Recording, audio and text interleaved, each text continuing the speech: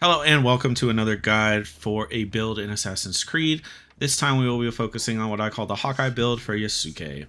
Now, as a quick disclaimer, this build does require you to not only defeat an enemy, a boss-like enemy, to get one of the main weapons that you need, but this also requires you to be kind of inherently a higher knowledge level and a higher skill level in general, just to be able to get some of the things that we need.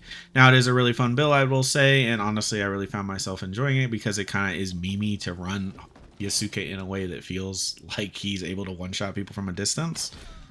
But on the same note, I also think that this build might be more limited than some of the builds we've done in the past, just because you require a bit more of a starting point. Consider it like an investment point. You don't need $5 to invest in this one. You need $50 to invest in this one. But as always, let's get into it so we're not wasting y'all's time.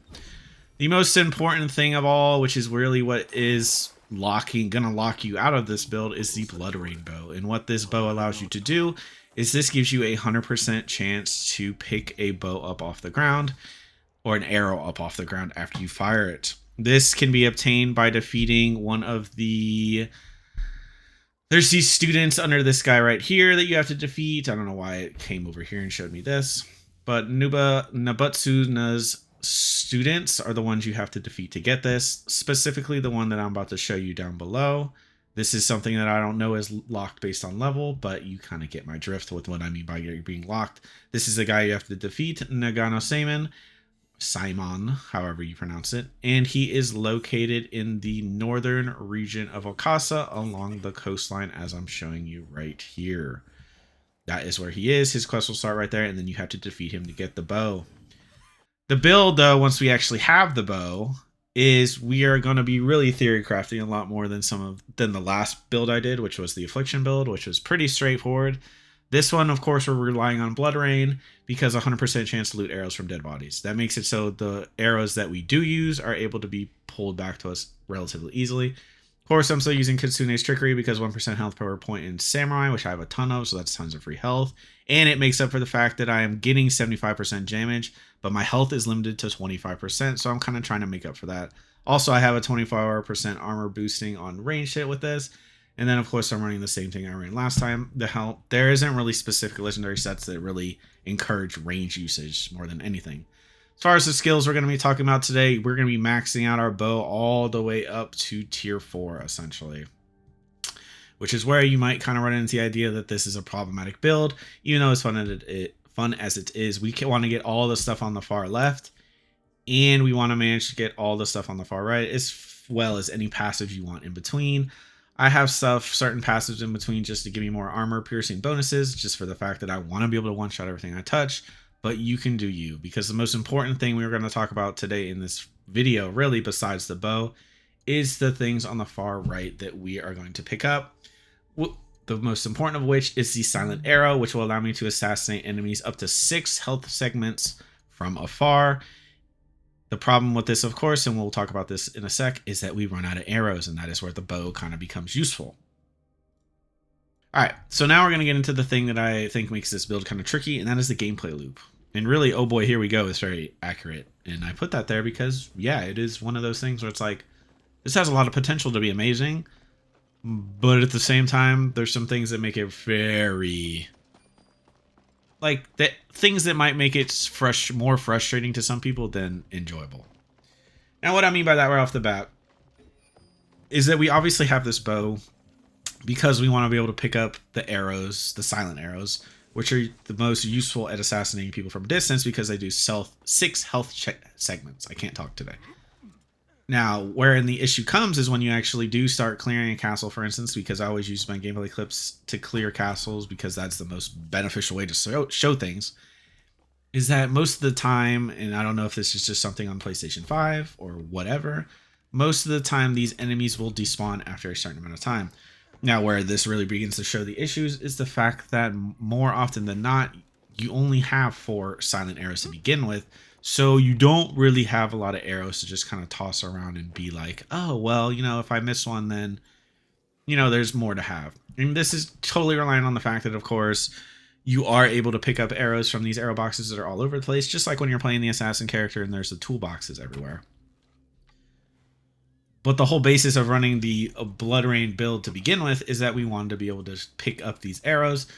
So by enemies despawning, it kind of complicates things. Now, if we want to talk about the positives, though, I really think the only negative is the fact that the enemies despawn that have the arrows in them. Therefore, the arrows disappear, and then you can't pick them up. Therefore, you run out of arrows, and you kind of lose the idea that you can one-shot everything. But when it does start working in the way you want it to, it does work really well. I kind of made an effort in this video, more than anything, to show that you can literally one-shot everything with this build, especially with the way that I am running my armor set that gives me that 75% boost of damage. Now, is it going to have its flaws? Of course, because inherently Yasuke isn't someone who's going to be able to run around stealthily, as most of the time, as you can see by most of these clips, I'm always getting spotted even when I'm crouching, just because he's inherently meant to be like a beef boy. And there's nothing wrong with that, of course, because he's fun to play as a beef boy. But kind of propping him up as a stealthy character kind of almost brings out the flaws of how he was created. Now, there isn't anything wrong with that, and honestly, that's why I think I will make an effort here to say that it is really nice to have some kind of backup damage, as in like a katana, or really whatever else you want to wear on. And of course, you should always be assassinating people and failing miserably like I did in this clip. But just for the sake of having that backup, because some of the things in this game are kind of working against you in this build. This isn't like the Affliction build where everything's kind of working in your favor.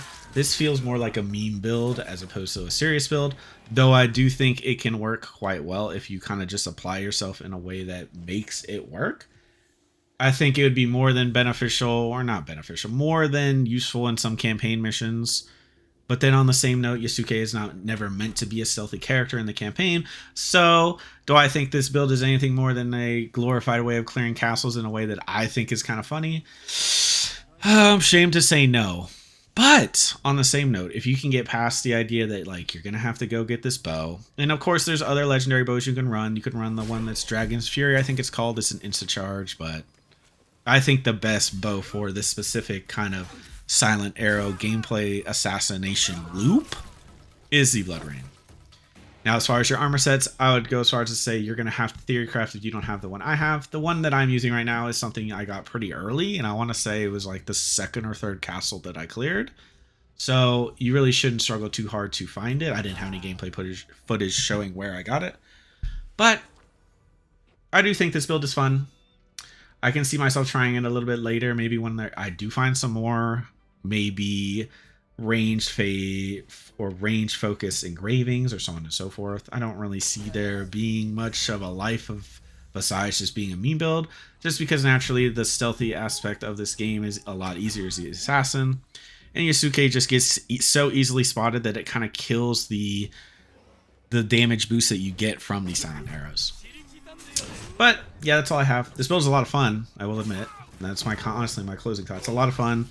Positives is you can one-shot things up to 6 health bars with the current build that I have, which is a lot. That's pretty much every samurai mini-boss in a castle. But on the same note, if you're spotted, it kind of instantly negates that, and you're kind of forced to switch up back to what his usual playstyle is. So, positive, a lot of fun, one-shot capabilities. The Blood Rain makes it so it's easy to do. But then I also think that the weakness in that the enemies despawning and that you get spotted so easily might be enough to draw some people off. But if y'all enjoyed this video, as always, make sure you like and subscribe as it helps me immensely. We're trying to get bigger. We're slowly getting there. And I really do enjoy this. But as always, I hope y'all have a good rest of your day or night or evening. And yeah, if you have any good one-shot montages of you using this build, by all means show it to me because I would love to see that. Alright, love y'all. Bye.